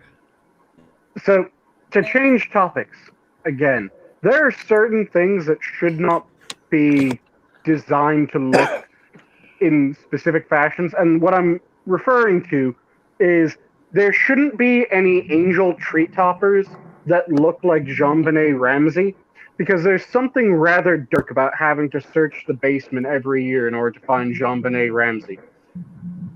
Sanguine, your mind is an amazing thing. It is full of creepy, crawly critters and all kinds of just terrifying things. Dude, who brought up JonBenet Ramsey? Why are we talking about that? In Angels, JonBenet Ramsey, and then he shoves them on trees. Yeah, what? Because what? You know how the angel ended up on top of the Christmas tree, right? Now, no, we're not going to tell I that don't joke. know. I just saw Jingle All the Way, and Arnold Schwarzenegger fucking put the angel on top of the tree, but it was not JonBenet Ramsey. The reason why I said that was my family had to get a new tree topper because our previous tree topper was missing half its plugs somehow. So, as we were going to buy them, we hit up one place and they had 2 tree topper options. One that has pink hair for some reason. Not sure why it has pink hair. The other is a dead ringer for JonBenet Ramsey. The pink-haired one's for your left-leaning tree. Oh, that's not disturbing. Yeah. And like I said, the one that is a dead ringer for JonBenet Ramsey, you shouldn't decorate something that you stash away in the basement for most of the year to look like someone famously found in a basement. Sanguine. We get it. We get it. Yeah. It's a very amusing, well-designed, well-crafted joke. It only has to be told 7 or 8 times, and it's a little bit verbose as well. You know what? It's a Christmas tradition. Get out of here. So Santa, need to hear it. So Santa, where are you going to put the tree? And that's how the angel got on top of the Christmas tree. There you go. And we could make a rhyme to it too. And hey, maybe a claymation animation movie too. My new next door neighbor, God bless her, has a giant inflatable Saint Bernard in her yard, and the abominable snowman, and Hermie, the gay dentist. Whoa, this is just reminding me of the year I found the Christmas dolphin in our yard. I have no clue why the fuck there's a Christmas dolphin, but how someone did you made identify a it dolphin. as a Christmas dolphin? Because it was in the center of their Christmas display, and it had a Christmas light hat. Oh, I have to. Yeah, the good ones all do. All right. It was a dolphin crafted out of Christmas lights with a Christmas light hat. How else am I supposed to interpret it other than it's the Christmas dolphin? I have a Christmas flamingo in my window in this room. It's a flamingo wearing a scarf and a Santa hat. Is it pink? Yes. I have to tell you what my 4-year-old. It's a is Divine involved? No, it's just that Cree and I thought this was funny as shit, so I put it in one of the front windows. All right, everybody who got my joke in chat, press 1. I don't think anybody got it. Yeah. I have to tell you what From my the movie 4-year-old son. Pink Flamingos, Divine was the star. Okay. Yes. Yeah. The Yuletide porpoise, as Talek says. Mm-hmm. Okay, I have to tell you what my 4-year-old son got me for my birthday. It was a sea lion, but it was furry. It had a fur coat on, and he said the fur was seal fur. Oh my God. He's 4. So it just went clubbing? Apparently. Jesus Christ. It's my fault for naming him Wesley. Shut it, Wesley. We're going clubbing at the North Pole tonight. Want to come? Yeah. Sanguine voted 1 Skep, so he got the joke. Yes. He's the only one. So. Okay. Go ahead. It's always amusing, the questionable Christmas decorations that you can see. From Christmas dolphins to just What the fuck am I even looking at with displays? I like I- the okay. weird ones. I am morbidly interested in the weird ones, but that just leaves me confused because I really wish that I would have gotten out of when I saw the Christmas dolphin, gone up to the house and knocked and gone, "Excuse me, can you please explain? What the fuck's up with the dolphin?" I bet he sang Mele Kaliki Maka. I was gonna It's say a he's the place one to that be. helped Santa get to, Hawaii and other islands. He has flying reindeer. Why does he need aquatic ones? Because it's too warm for the reindeer. Jesus Christ, that was some form of British. No, that No. was just insanely Bostonian. Yeah. British. There's a dead R at the end of that sentence. Yeah, reindeer. Whoa, hey, you gotta be careful with Reindeer. them hot eyes. Dead R. Up on the rooftop, reindeer. It's like Reindeer fall. okay. Here comes good old Santa Claus. Yeah. Fucking these fucks. Anyway. Anyway, Talix Nothing says wrong we with have my an Bostonian inflatable accent. snowman. Talix says we have an inflatable snowman with the phrase, "I'm freezing my ice off." But oh yeah. don't forget to tip your waitresses, ladies and gentlemen. Be sure to try the veal. It's excellent. Yeah, best of the city. Don't get shot in the throat. We have lights. You have lights. Yeah, Congratulations. that's it. Lights. Yeah, we have lights on our Christmas tree because we can't decorate it because of the fucking cat. See, we got screwed over because of the Christmas tree shortage where I am. So They only normally sell I short could- Christmas. They only sell short Christmas trees. I wish. Currently, they're selling none at all. Mm. Wait a second. Go and cut yourself down one or buy a fake one. Well, we have a fake one, but They don't have any pine trees in Minnesota. the tradition. Well, I'm He's not in Minnesota. He's in a state with plenty of forest, but Yeah, I was making a joke about Minnesota. Minnesota's full of pine trees. nah. the normal tradition lakes for my too. family It's is full of that lakes. I fly Which really has in, fewer and lakes than Texas. Yeah. well, that's because Texas is several times its size. It's not important. 150,000 lakes in my province. Oh shit. Fucking And I am not Canadians joking. don't count. hey, listen, Texas is a far cry from the north, the Midwest, I should say. The North Midwest. The north. Those provinces are big ass, though. They are huge.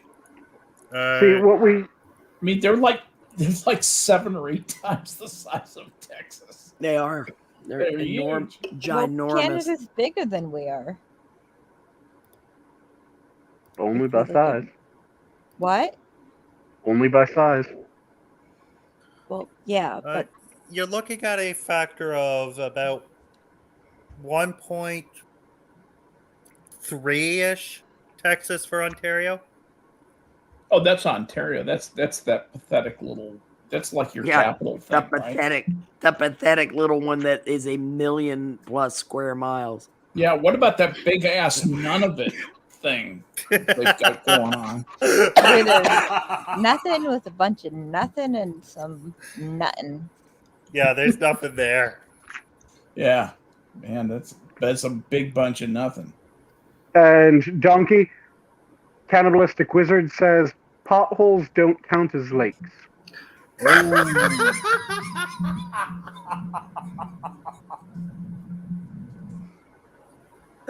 Okay, we're talking about things that the Canadian natural resources. No, Ontario natural resources counts as lakes. 150,000. With potholes, there's several million. And I actually live on an island. None of it is not as large as Ontario in square mileage. It's twice But the it's- size. It's None of it is listed as 777,000. 777,000. no, it's 808.2. 808.2. Okay, None of well, it. and Are you doing square miles or kilometers? square miles, and Ontario is over 1 million. Yeah, but they think small in Ontario. That's the problem. The miles are actually smaller. That's how it works. Oh yeah. First, they don't even get real money. Now they don't even get real miles. No. Oh my God! Have you seen the meme of Miles Davis? And it's why we don't use the metric, because kilometer What? Davis is 2/3 his size. Oh, Nice. geez. Yeah, it's just one of those magnificently stupid dad joke memes. Oh, and did you guys hear about miles of Kabul having been run out of Sudan? Mm-hmm. Miles of what being run out of where? Miles of Kabul being run out of Sudan.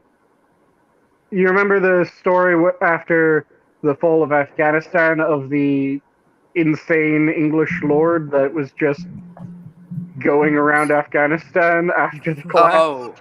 Oh, and he was in Sudan. He went to Sudan because he's on a world tour of the most dangerous places to go as a Christian. Oh, cool. And he's Hard. going, well, he's going to each of them so that he can... Shitholes in which I haven't been martyred yet. He's going to each of them while donating to people in each of the nations. So he gets a rather sizable sum of money, and he hands it out to people as he's traveling through the country. You said donating to people, and I was like, how the fuck is he donating people to countries? Prospero, I can explain the birds and the bees to you later. Yeah, no. That's not called donating. Why did, if he's such a good missionary, why didn't he stop any of the killing that's going? Well, he tries to help out people where he can. He doesn't have the Why ability did he to run away? stop entire... Did he run away? Was that what you asked? Well, not everybody's designed to be a martyr. And he didn't really run away in any of the times. He was picked up by the Taliban and escorted out of Afghanistan. And in Sudan, he was picked up by Sudanese forces and again forcibly removed from Sudan. Because he was touring around Sudan, doing what he did in Afghanistan, finding people that he thought could use money and were actually in need, and giving them money. And then a number of people found out that he was doing this.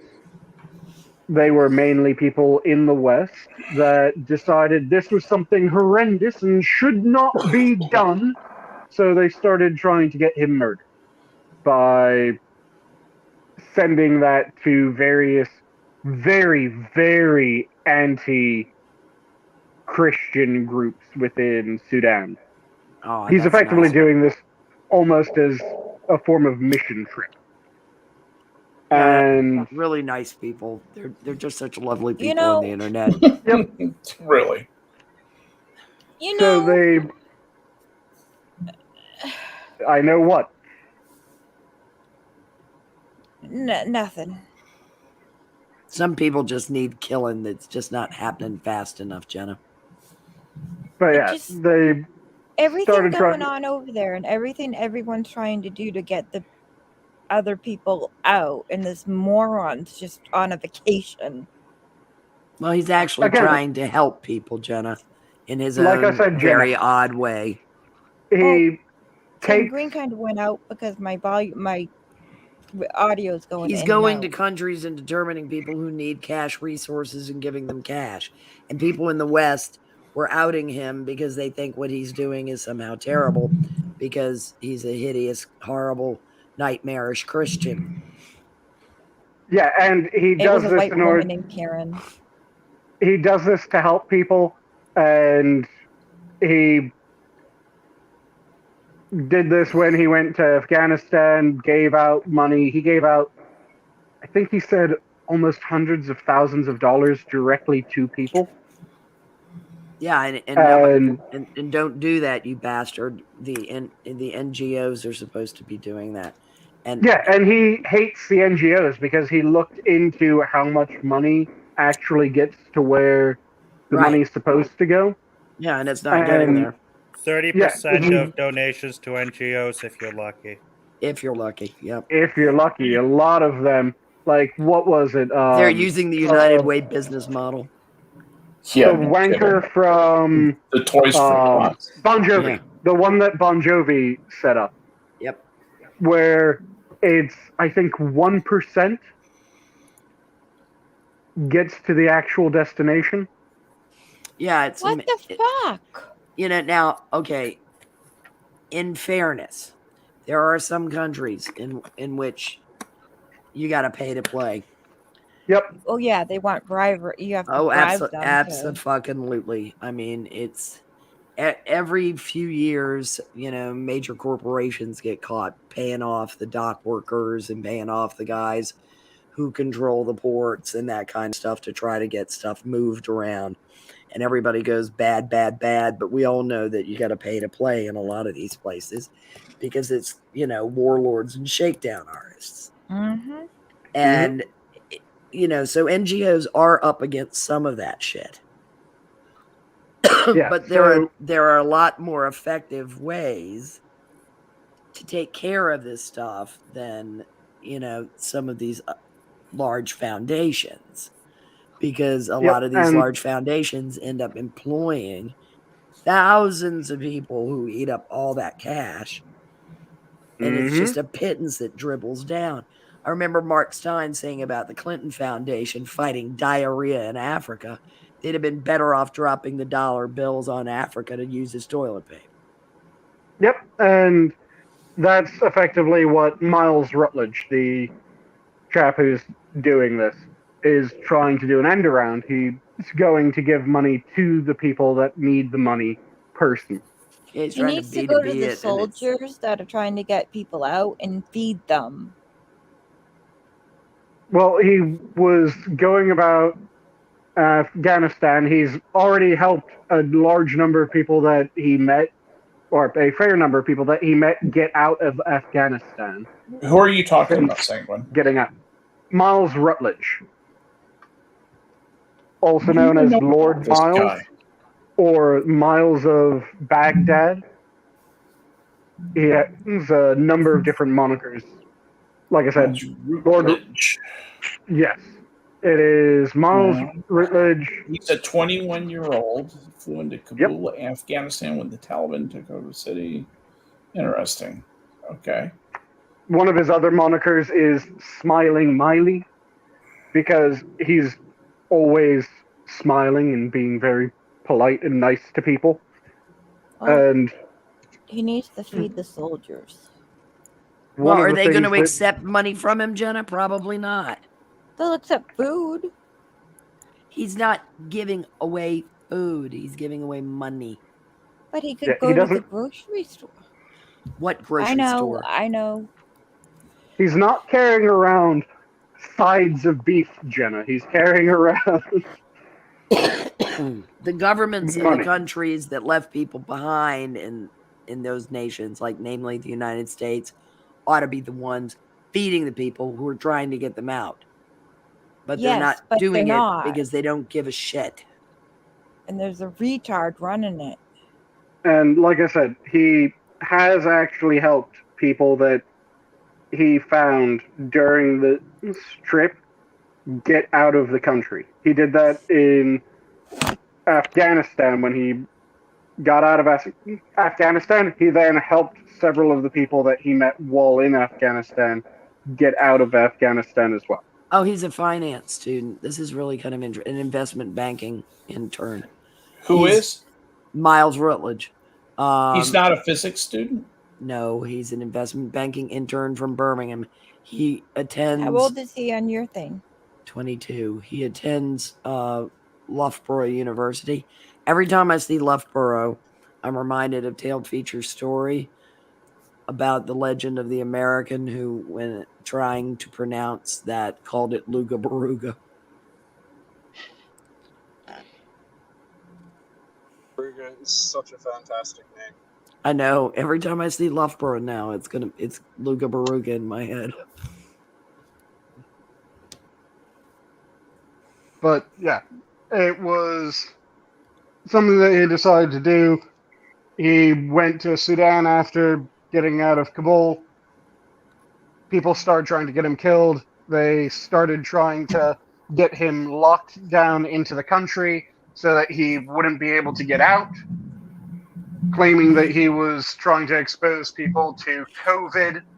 They tried to out him to a number of groups that were interested in killing Christians. They tried to call him a racist for going to these countries. They tried to call him a person that was just doing poverty porn and the like. Misery porn as well was one of the accusations levied at him. Okay, Hold on. Wait, what's poverty porn? Physics Like- student is how he's being described. Yeah, I noticed. Skep. I see him all over the place as physics. On- student, on- but I'm just on- ignoring it. 9 out of 10 sites, and then Yeah. the Lad Bible refers to him as a I thought he was a physics guy, but that's investment fine. banking intern. Well, I think he's actually taking both. I believe he is studying both physics and finance. He's at, probably smart to do that. Lugubaru or whatever that thing is. Luga Baruga. Lugubaruga University. Looks like he's studying physics and finance, which doesn't make him a stupid man if he's No. doing. And It's a makes smart a- boy. makes him pretty clever. He Now did. there are two of me. He did a series of interviews that were rather fascinating, where he was talking about why he's doing these trips and what his interest in them are, all that type of information, as well as what he's figured out, his view on life. And like I said, one of the names that he's been given is Smiley Miley, because the man just always seems to be He has a natural in a smile. good mood. Yeah. He has a And natural smile. one of the things that he got a lot of people commenting on when he was dealing with everything in Afghanistan was apparently at one point he was stopped by Taliban members and they demanded to know if he was English. And he looked them in the eyes and with a confident dare said, "No, I'm Welsh." It's a perfect answer. And they asked, "What the hell is Welsh?" And he says, "It means I'm from Wales." "What's Wales?" "It's a country that hates the English." "Oh, okay, have a good day."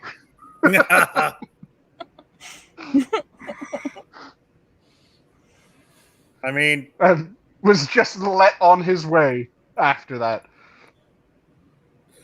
the Welsh hate isn't exactly as fiery as the other two parts of the United Kingdom, other than Mhm. England. Scotland and Ireland? Scotland and You know- Northern Ireland. I've spent some time in Wales, and they're an interesting group of people. They definitely have a real antipathy toward the English. Mm-hmm. But yeah, I would agree with you. I don't think it's as intense, as seemingly personal as like what the Irish and the Scots feel about Englishmen. Well, Scots people really hate Englishmen. A lot of the ones that I've the passion. subsuming of Wales took place a lot earlier than it did of Oh, Scotland. the Marcher Lords in the 1400s. Yeah, and Yep. so I mean, the the stuff with the Scots is still to them new. Culloden happened what 1740. Also, Scots have a lot of 1740s, Jenna. They're not Yeah, going to 46. let a good grudge go. That's what they call it. Yeah, I was about to say, when you're talking about the Q Celtics, they don't let grudges die. Yeah. No, the grudge is something good, something to be nurtured and, brought to maturity. There's the in the reason. fullness of time. There's a reason why someone that forgets everything except for the grudges is said to have Irish Alzheimer's. Yeah, that's their old slogan was, "We will solve no grudge before it's time." Mm-hmm. They got it from American winemaker. Cat. More jokes nobody gets. Yay! I got it. Happened in 47. I was picturing Orson Welles drunk off his ass. Mm-hmm. No wine before it's time. Well, look at us. We've gone for 2 hours, ladies and gentlemen. So we have. You have blown 2 hours of your life listening to us. And no, there are no refunds. I had a good time. I had a good time. I hope you had a good time. I hope Chad had a good time. Hope the panel had a good time. Sanguine, get us out of here. Well, does anyone have any parting words before we go off? Live long and prosper. Okay. Anyone else have any words that they want to toss out? Happy Parliament birthday, must be Prospero. destroyed. Happy birthday, Jenna. Happy Thank birthday, you. Jenna, and live long, Prospero. Yeah. Nice. All right. I'll leave off with my standard of, if you're passionate about something, make sure that you devour it. Don't let it devour you. Also, happy holidays all. Merry Christmas to those that celebrate that. And happy Hanukkah to those who celebrate that. If you celebrate neither, whatever the fuck you celebrate, have fun with it. Have a And crazy Kwanzaa. Kwanzaa. Crazy Kwanzaa. Ramahana Kwanzaa. No. If you celebrate Kwanzaa, get an actual holiday. Don't just go for one that was made up that recently. Happy Ramahana Kwanzaa. You shouldn't have a holiday that is younger than shut up. people that are still alive. Okay. So, all right. With Good that, night, everybody. Skep. Save us all. The zoo is closed. Good Have night, a good everybody. night.